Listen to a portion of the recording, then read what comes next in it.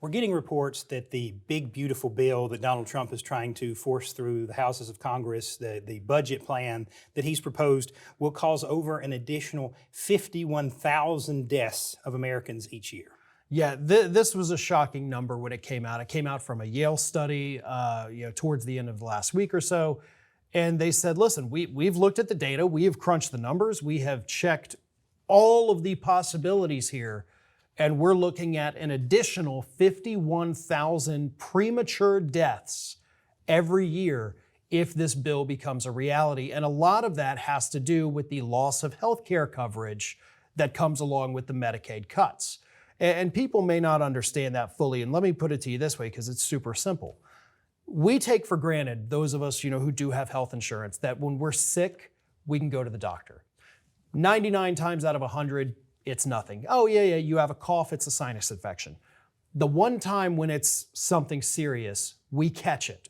We can catch it early enough because I had this cough, I had this chest pain, went in for x-rays, they found a spot. Okay, now course of action.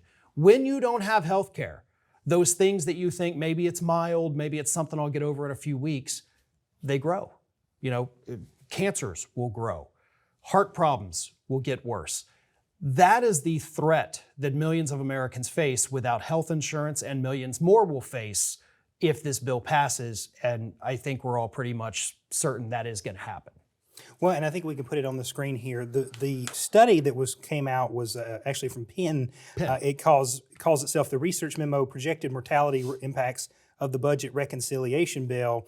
June 3rd, it was sent out. The breakdown here also includes 13,000 deaths among Medicaid enrollees in nursing homes due to the rollback of CMS 2024 nursing home minimum staffing rule. So part of that bill was that you have to have a minimum staffing to be a nursing home and receive federal funds. This is going to undo that rule, this big, beautiful bill, and they're attributing 13,000 deaths of seniors annually to this minimum staffing rule being rolled back. So that's 13,000 deaths just due to neglect, basically. That's terrifying. Absolutely. 11,300 from loss of Medicaid or Affordable Care Act marketplace coverage. Due to 7.7 million people will lose coverage. So that these are estimates, of course, but 7.7 million people in this country are going to lose access to health care coverage. In addition, 18,200 deaths were attributed to the loss of Medicaid coverage among 1.38 million low-income Medicaid beneficiaries, causing loss of access to low-income prescription drug subsidies. So not only are we going to see people who are not finding out they have a disease, they cannot afford the prescriptions to treat the disease. As we've seen with insulin pricing and a few other scandals that have erupted and that our firm has been involved with going after these people, without Medicaid, people can't afford those life-saving drugs and they're going to die. We are the richest, most sophisticated country in the world. We are not providing basic health care to our most needy. And one of the things I did not see in the breakdown of these numbers is something that will also cause even more deaths. So I think that 51,000 is a very low-end estimate, because this bill also almost completely eliminates the subsidies for low-income individuals for their electricity bills, heating and cooling. So, we're already, at this time of year down where we live in Florida, we are seeing heat that exceeds the typical for this time of year. Other areas of the country, same thing. Just like this past winter, we had record cold fronts, even in our area where we got 11 inches of snow, that just never happened. So these individuals who rely on these government subsidies to pay for heating in the winter and cooling in the summer will not have that.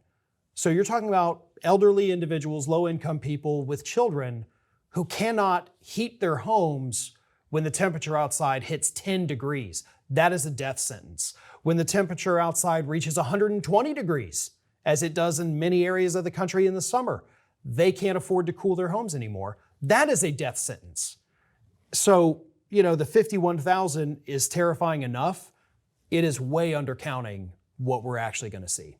When all of this is compounded by the lack of federal staffing in a lot of agencies, including something as innocuous as the National Weather Service, because you're not getting warnings out. We just saw in St. Louis that the system failed. They were not given enough warning, and several people died in those tornadoes fairly recently.